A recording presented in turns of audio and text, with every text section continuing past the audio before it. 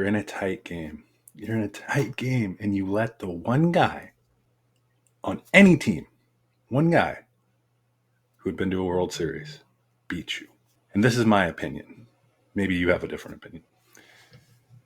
Pitchers, no hitters, not necessarily on what to throw them, but what not to throw them. Like, don't throw the guy this pitch. He'll eat it up. And 2 pitches into the AB, he's putting one in the left field seats, and they're up by 1. Momentum gone.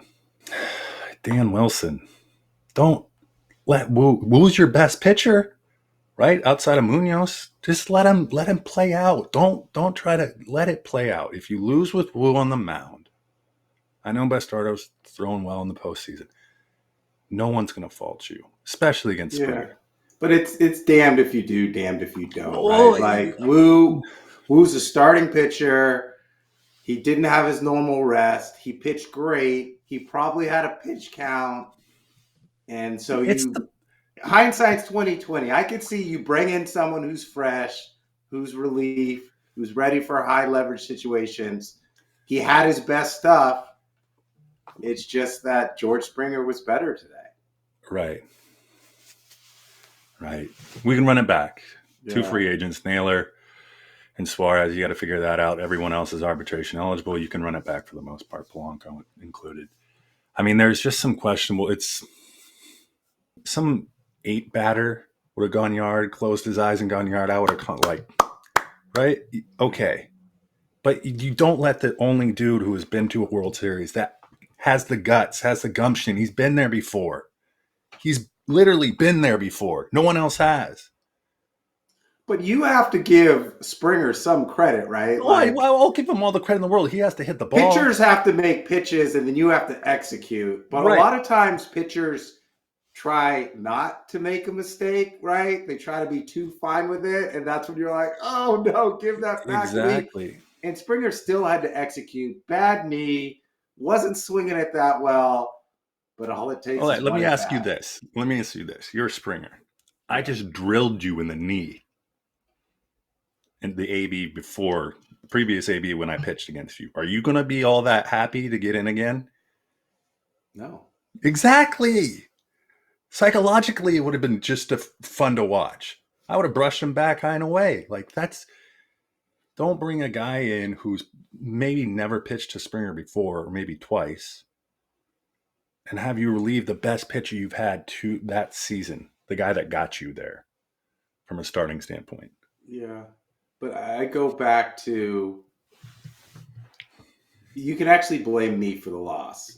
Okay. All the Seattle fans can blame K-Win for the loss, because what don't you do when you're winning and you're a fan? You don't move, you don't change, you don't get up. I was sitting on the couch going, this game is boring. I went to take out the trash. I was noodling around. And then I was like, Jen, what happened? She's like, you just missed a 3-run homer. So, like, you can blame it on me. I got up off my couch and left the momentum. So don't blame Dan Wilson. Don't blame the pitcher. Blame me. I don't think there's a text that is it CenturyLink or is it Quest? I don't know. Where the Seahawks play. Lumen Field was only like half full because there's so many people watching the game. I'll say this. We have 4 banners hanging. This will be the 4th. It's not like we're a storied franchise by any means. Yeah. So getting this far is great. Remember back in high school, they used to yell, "We are proud of you," said, "We are proud of you." Like, just the season is over, but you know, there can only be one World Series championship. You made it further than 28 other teams. Yeah. And it's further than we've ever been nearly. I mean, the most games we've played in a given season. So first game 7 we've ever experienced. God, there's a lot. It's like you went to college almost and like came home and like, you know? So this game was good for Major League Baseball because it was a game 7. It had everything that you wanted. It was just bad for the West Coast and bad for Seattle. But the silver lining on all of this, there's a lot. Like, Julio stepped up big, like that double to lead off the game, the home run. You got Cal Raleigh, you got your core, you got your nucleus. There's a lot of teams that get there that can't get over the hump, But now they have the experience to go do it again and to bring in some other people, right? Now it's not like, well, I don't want to go and play in Seattle. Mm-hmm. They're going to be third place in the AL West. No, like they have Cal Raleigh, they have Julio. They're probably only a couple pieces away. And I say a couple pieces because the biggest difference, John Smoltz said it all the time, but then once I started to pay attention, I was like, he's right. The Blue Jays lineup is deep.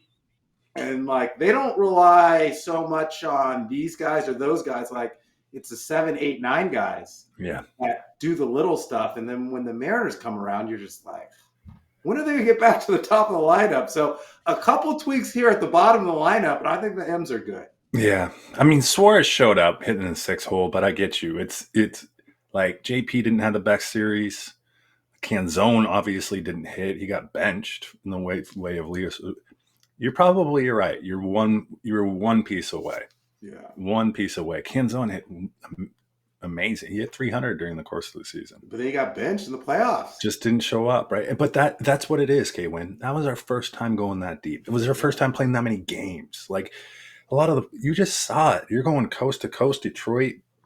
Like that's a lot. Yeah. And so it was just a matter of we hadn't been that far ever. And there were probably some things that we did that either didn't allow us to prepare as well as we could have, or made some decisions that probably because it was our first time. Yeah. There's something to be said for the Cubs. When they got close, they got close. Mm-hmm. The Red Sox, they got close, they got close. And the organization got closer. Like, they know a little bit more about what it takes to be there. Like for what you said about Springer, the only guy who's been to the World Series, I don't know if anyone on the Mariners has been to the World Series. No, he was the only player. He was on the roster. He was the only player. Suarez, maybe did he go with the Diamondbacks or Naylor? Did they go a couple years ago? They might have gone. Maybe, yeah. But regardless, right? Like Springer's the only. And I bring that up just because you and I both played sports. When you had been somewhere before, and you knew what it felt like, and you knew what it took, and you just a little extra comfortable. Everything's a little quieter, right? Everything's a little quieter. Your heart's a little slower. Yeah, exactly. You're like, I've been here before. This is and Springer is literally the only guy on that roster who had been there. So make someone else beat you. Make someone else that's just walking up there going, oh, geez, swinging at balls outside. Like, look at those 2 last fastballs at Rivas and Canzone swinging to get out of the country. They were. You lay off those if you've been there before, but you hadn't. So you're sitting there trying to be the hero, right? And it's the nature of the game. But I think you're right. I think the narrative now around the Mariners isn't so much like you can't hit there. It's like, no, they got stalwarts. They got a good organization. They probably got 2 of the top 10 players in the American League on their team. And they got a solid, foundation for a good, starters for real 3-4 years. Yeah. And it snowballs, right? More seats, butts and seats, more money. You can go play players. It's just Mariners will. The Angels are going. Just look at holistically. Angels aren't. They're not trending up.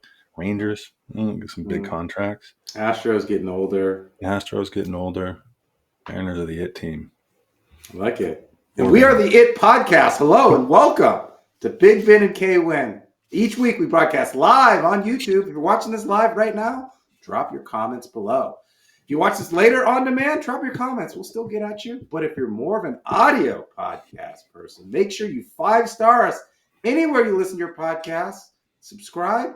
Give us a little thumbs up. Every little bit helps. I'm K-Win. He's Big Ben. Tonight, we already talked about the World Series, which is going to be a sweep. Dodgers are going to win, so take that, Blue Jays fans. We'll talk a little college football, a little NFL, maybe some NBA, and much, much more. So we went to a chili cook-off on Saturday. It was a Loma Street chili cook-off. We're not too far away, so we walked down the block in the little neighborhood cook-off. There were 8 contestants. Ooh. You go around, you eat the chili, you vote on the chili. And what I decided to do, my motto going into this chili cook-off was no accoutrements. Oh. No extra onions? Additive stuff to make the chili more formidable than it already is. No cheese, no chives, no sour cream, no accoutrements. Okay. And I thought about this as I'm eating my chili. This cook-off reminds me of the 49ers defense because they have no accoutrements. They got no Bosa. They got no Fred Warner. Lafonga's gone. They've just got the base defense. And they showed up against the Falcons, holding Bijan Robinson to 40 yards. Falcons are a top 10 running team. They average 134 yards a game, but Robert Saleh and a team of Bryce Huff, 4 rookies starting, and a bunch of second, third, and fourth year players got the win. But I want to say this and stick on Saleh for a little bit. That was the biggest free agent signing of the 49ers by far. Because without Robert Saleh as the defensive coordinator, they might be 2-5. They might be 3-4. But they don't win that game. They don't beat the Rams, and they don't beat the Seahawks without Saleh scheming together a defense full of rookies and second, third year players. No accoutrements. So Saleh's chili is phenomenal without anything on it. Yes. He wins. Saleh is credit defensive coordinators simply because of this. Like you heard the same narrative around, unfortunately it didn't work out, but the guy Knowles who went from Ohio State to Penn State, they're like, you give a good defensive coordinator live bodies and they just simply, you do this job this way. And so you can fill holes, gaps. And then if you're an NFL player, you can tackle, right? So if you just do your job, and I'm sorry, it's not, the Atlanta offense is so boring. Just gone. Like Bijan is probably the best player in the NFL. Yeah, Raheem Morris said that. I mean, it's him, it's Gibbs, it's CMC might enter the conversation.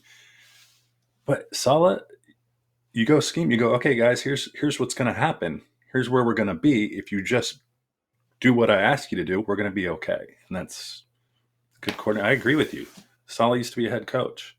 Yeah. For a reason, right? You don't get promoted. You do something. You're a defensive head coach. But if you go back a week ago, the Falcons looked great against the Bills. Drake London and Bijan Robinson, I think together they put up 347 yards, 2 touchdowns. In this game, they not only locked down Robinson, but they also locked down Drake London. He only had, I think, 3 or 4 catches for 40 yards. And Fred Warner's replacement, we're going to give him a shout out here, Tatum Bethune. He came into the game with 21 career tackles.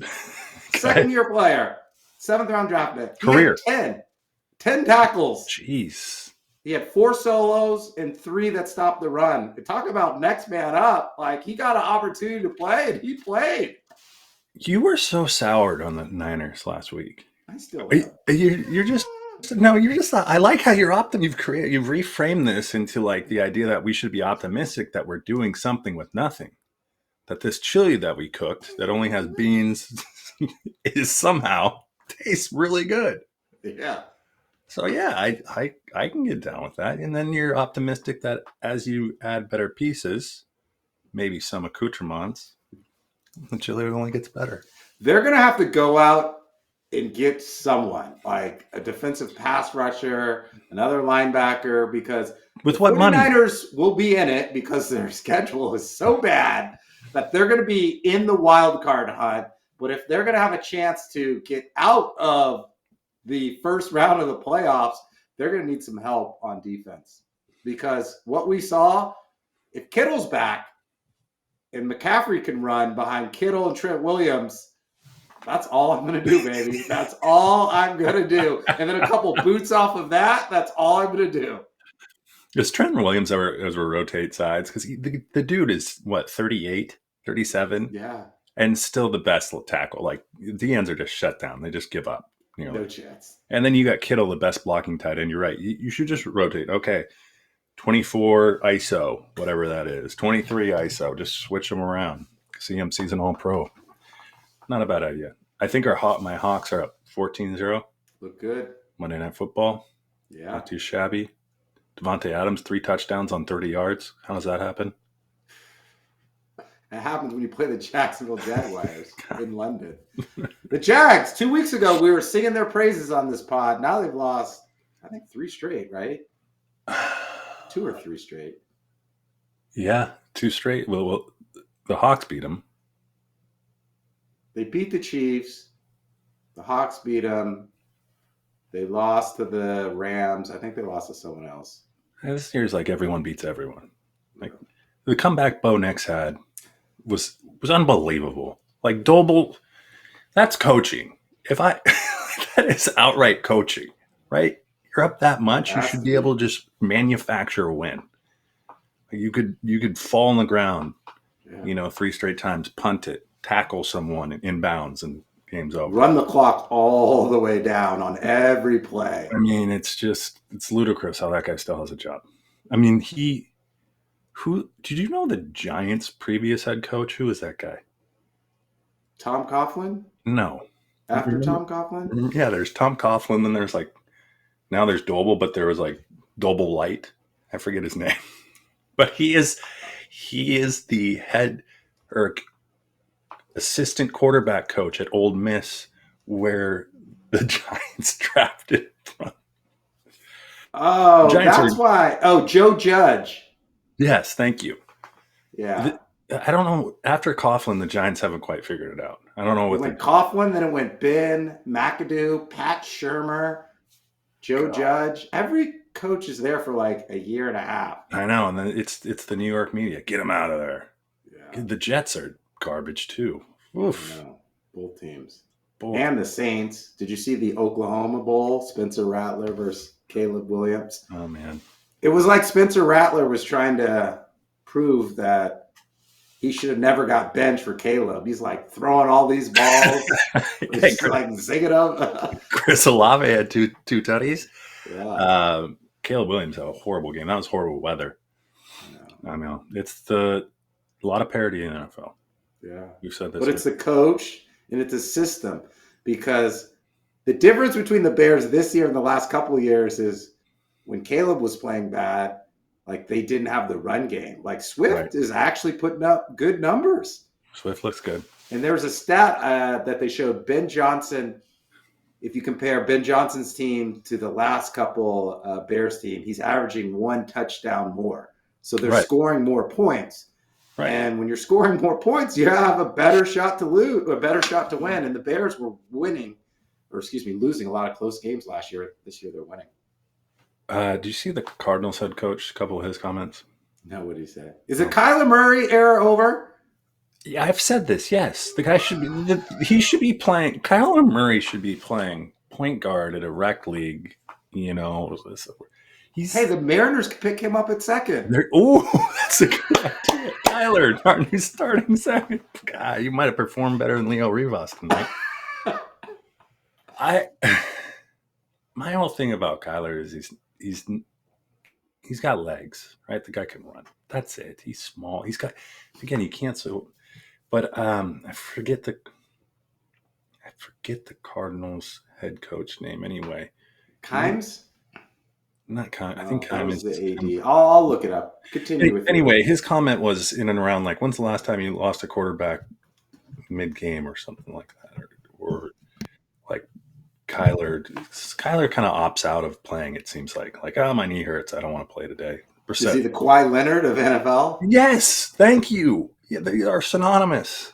He's one and the same. But he says something, and he talks about the last time this happened is when our quarterback got arrested. Stop. You're referencing Mike Vick. I think he's a little mad about how his players are showing up. Now I think they got decent pieces in the Cardinals. I just think Kyler's not the dude. Brissett can operate that offense better than Kyler Murray.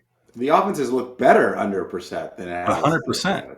Yeah. Where does Kyler go? Second base for the Mariners.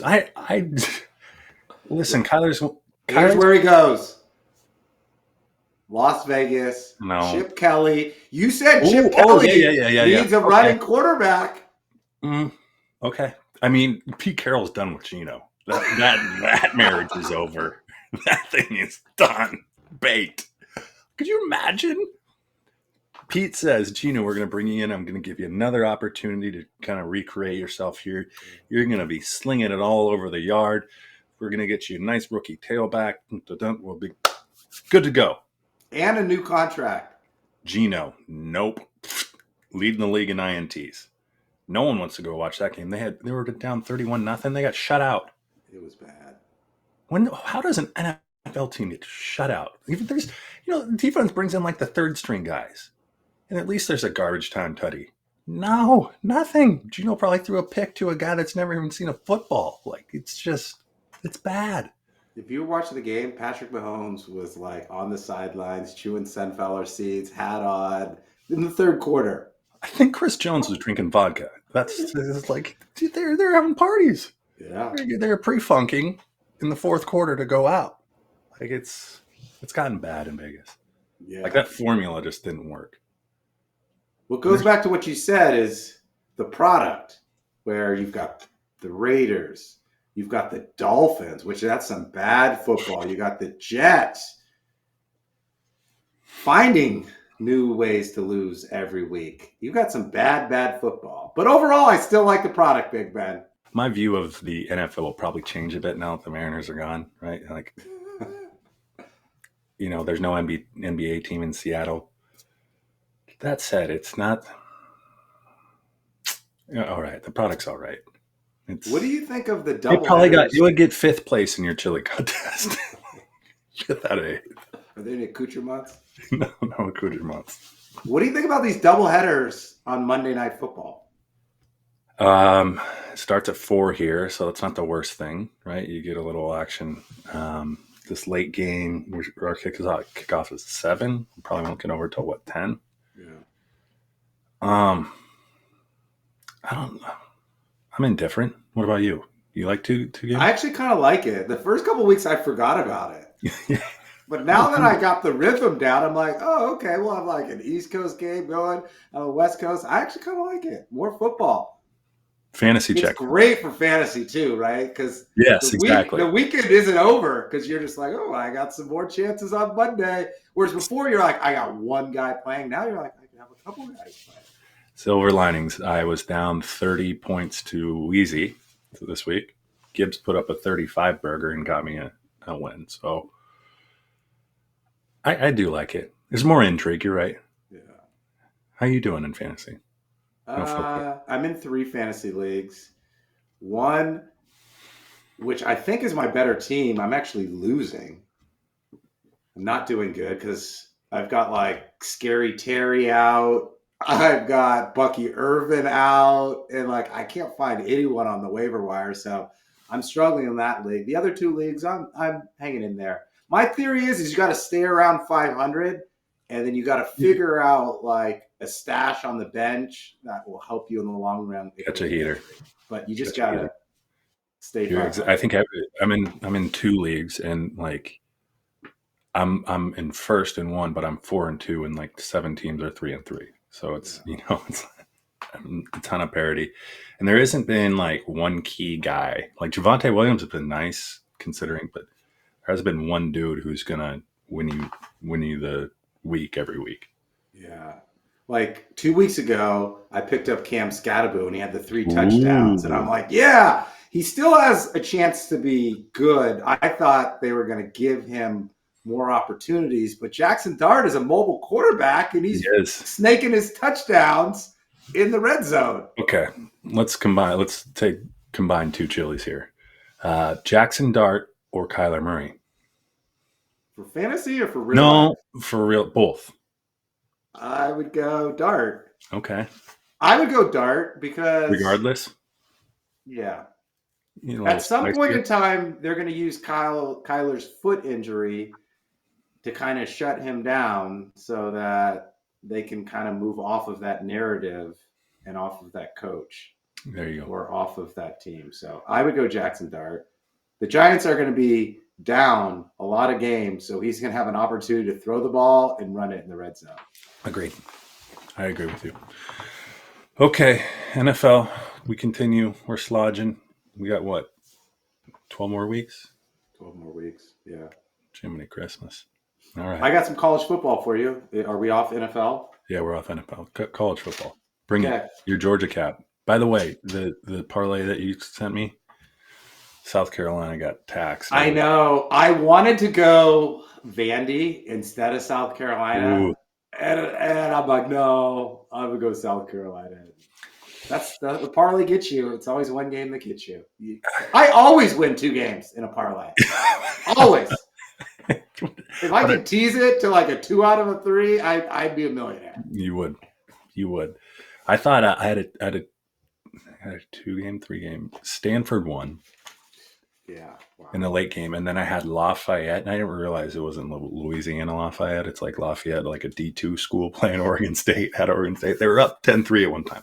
And just got waxed in the second half. No money to be had. But let's go to college football.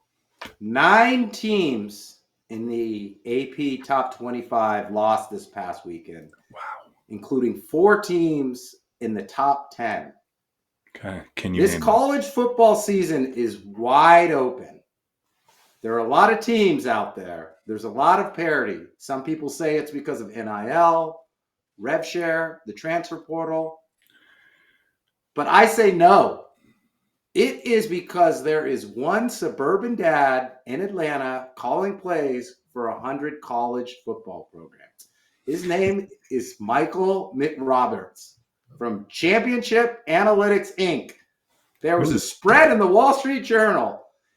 He creates analytics to help coaches make important decisions during the game without having to worry about what they should do. So there's like the clipboard, green means go, yellow means kick the field goal, red means pump. And he licensed his data and his analytics to 100 college football teams. So what is that like? It's like all these college coaches being in the same group chat, getting the same information. Everyone's doing the same damn thing because it's the same playbook, Big Ben. So here's what you need to do. And I want you to let me know if this is accurate. If 100 teams know exactly what to do when you're on your own 30 and it's 4th and 3, you kind of need to go off the clipboard and go a little rogue. So if it says punt or field goal, that's when you bring in the trick play. And then the opposition goes, I don't know if he's playing off the same sheet that I'm playing off of.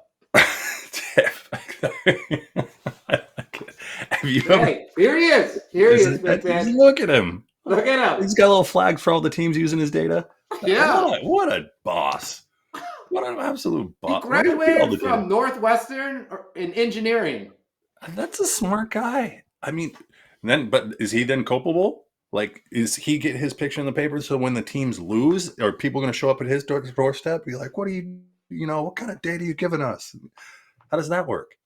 So I'm glad you asked. There's a new service that they're offering this year, whereas the coach, before he goes into the press conference, can reach out and get more analytics on why he went for that play and didn't convert. Oh, 100%. No. That's an upsell. That's an upgrade.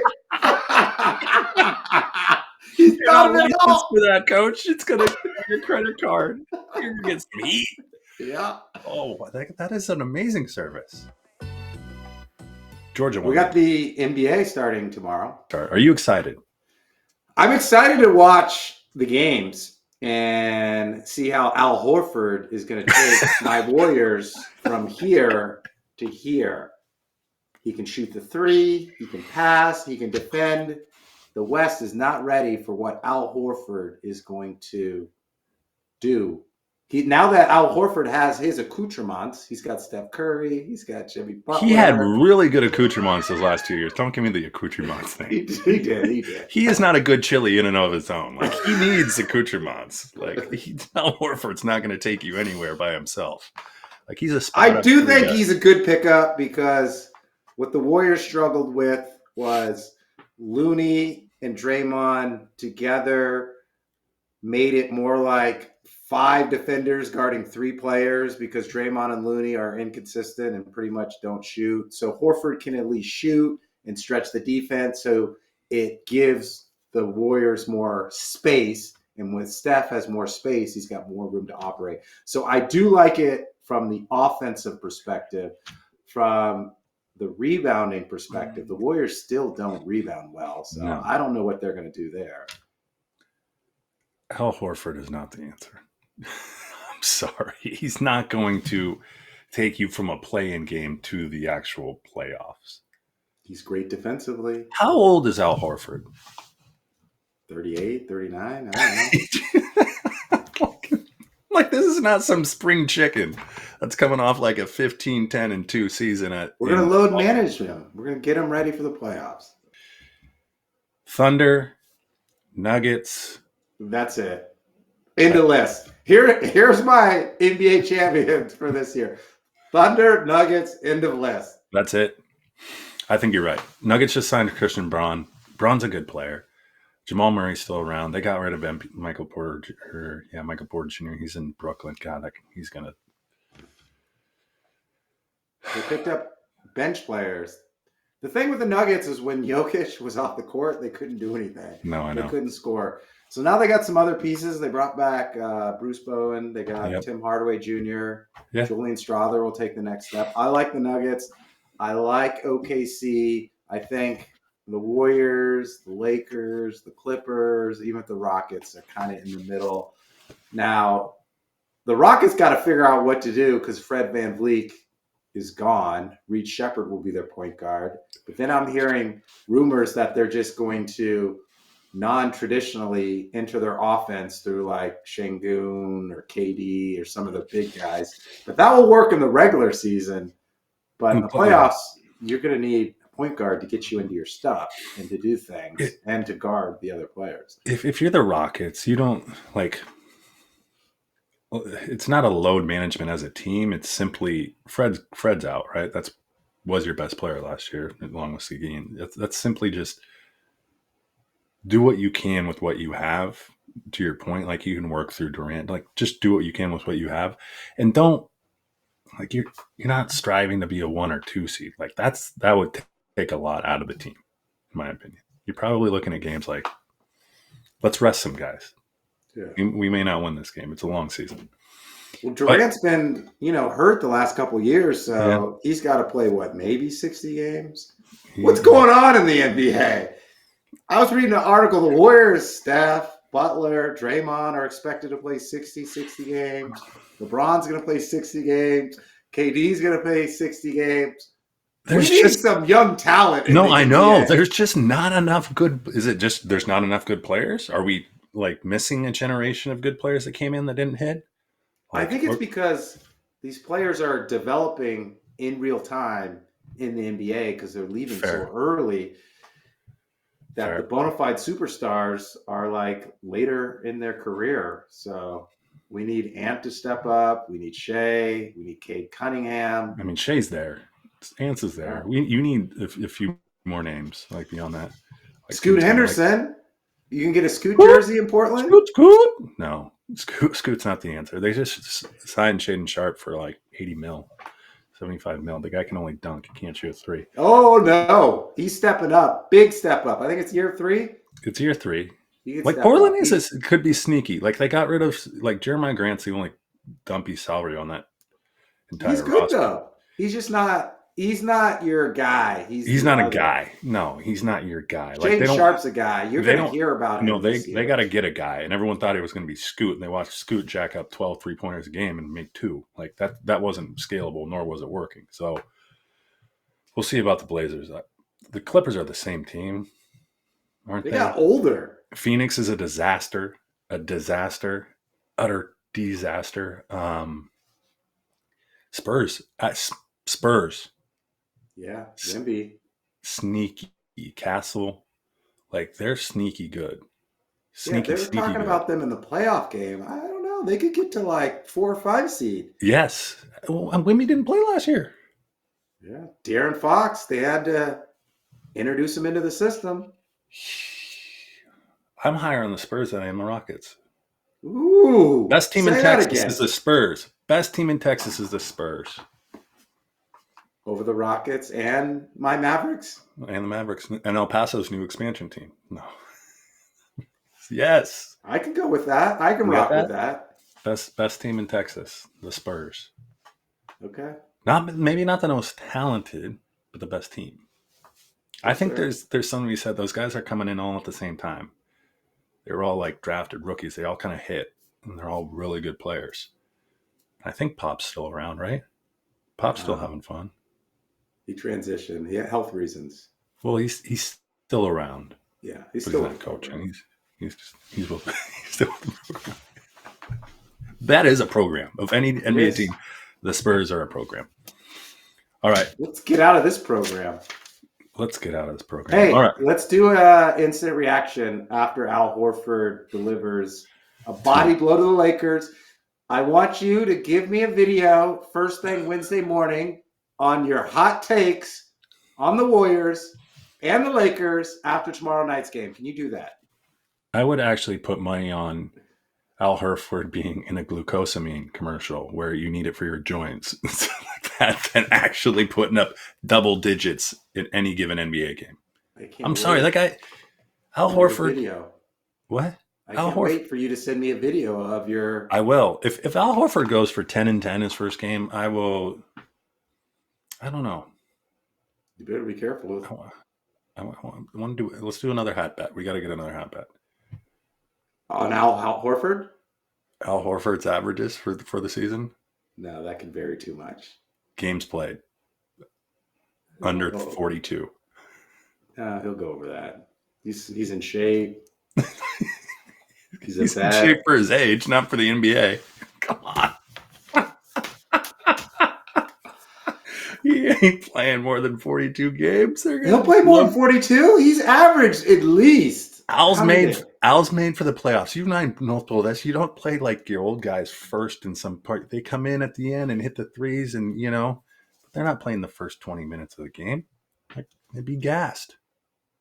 What are you talking about? He's played in the preseason games? God, Al Horford is the man of the hour. Yeah. It's taking a long time to load his stats, so I'm going to have to get it back to your next program. At Big Ben Kwin _ anywhere you get your social media, that's TikTok, Threads, Facebook, Instagram, X. And you can also listen to us anywhere you get your audio podcast. Make sure you 5 stars, thumbs up us, like us. That will help us out. And each week we broadcast live. If you like to look at our faces, your boy Dollhouse got on me about my hat. He said that was, whoa. Yeah, he's Dollhouse. Dollhouse. I'm going to troll him. Dollhouse. You should. Ready to buy a house in Mercer Island, all cash. Dude, you can't work on Blau can't work on the island. He knows that. Like he can't? No, he's not allowed on. I thought he's my real estate agent. He can't get me on the island? Nope, he can't get you on the island. Only few set of people can get you on the island. But I will say, Blauhouse get me in? Blauhouse can get you into North Seattle and probably maybe West Seattle. I want to be in Ballard. Yep, there you go. He can get you there. No problem. What about Bellevue? East side, no. Can't cross the bridge. There's an unspoken, we should bring on the realtors. Like there's unspoken, because we got another guy, Matt and Michelle, both guys in my fraternity. What do you do if you're a fraternity guy? Who'd you get your house from? Not one of my fraternity brothers. Oh! But another Coug. Anyway, Matt Michelle, he's the king of Edmonds. Wonderful marketer. He markets himself. He's not as good as Blauhouse. Better than Blau. Have you seen his content? Better than Blau. Oh, I don't know. Sight unseen. I almost bought 3 houses from him. Just on his reels. Blau said he's the Netflix of realtors. You just swipe and he'll tell you what you want to watch. It's the